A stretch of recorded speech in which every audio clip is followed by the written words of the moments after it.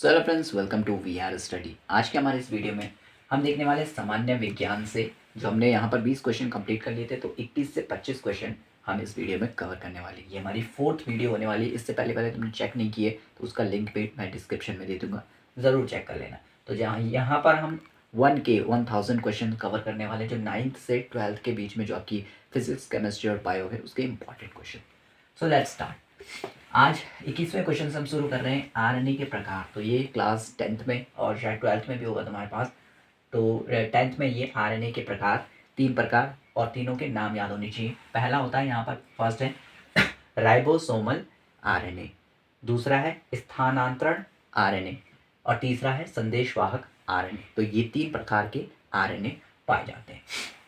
22वां question है friends, vitamin D की कमी से कौन सा रोग होता है? तो विटामिन डी की कमी से होता है रिकेट्स, या हिंदी में सूखा रोग।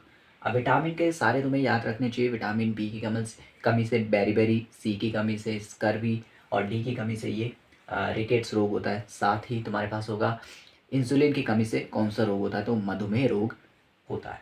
ठीक है, तो ये विटामिन यानी कि इनकी कमी से होने वाले रोग तुम्हें ज़रूर नोट करके रखने हैं, काफ़ी बार बहुत सारे एग्जाम्स में पूछे जाते हैं। 23वां है, 2 गैसें जिनसे अम्लीय वर्षा होती है।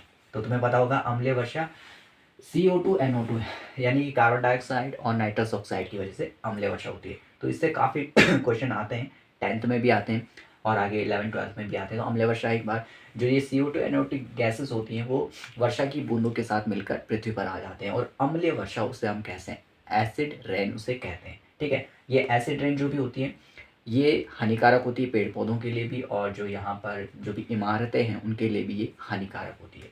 तो क्वेश्चन आएगा, 2 गैसें लिखिए जिनके कारण अम्लीय वर्षा होती है। तो CO2 और NO2 तुम्हें आंसर में लिखना है। 24वां क्वेश्चन है, RBC, WBC और प्लेटलेट्स का कार्य।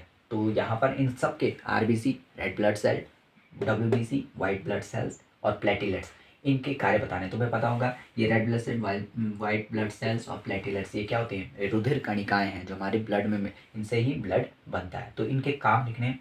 तो सबसे पहले हम RBC का, यहाँ पर शॉर्ट में लिखा है मैंने, RBC का ऑक्सीजन, यानी कि जो रेड ब्लड सेल्स होती हैं उनका काम होता है हमारे शरीर के विभिन्न भागों में ऑक्सीजन को पहुँचाना। ठीक है, हीमोग्लोबिन और ऑक्सीजन को पहुँचाना, ये RBC का काम है। WBC का काम प्रोटेक्शन फ्रॉम डिजीज, यानी कि ये जो श्वेत रुधिर कणिकाएं होती हैं, ये हमारे शरीर को योग्य बनाती है बीमारियों से लड़ने के लिए। तो ये हमारी प्रोटेक्शन करती हैं। और जो ये प्लेटलेट्स हैं, इसका काम होता है ब्लड क्लॉटिंग, यानी कि प्लेटलेट्स की वजह से ही हमारे शरीर में रुधिर का थक्का बनता है, जिसकी वजह से खून बहना बंद हो जाता है। तो ये तीनों इनके कार्य हो गए।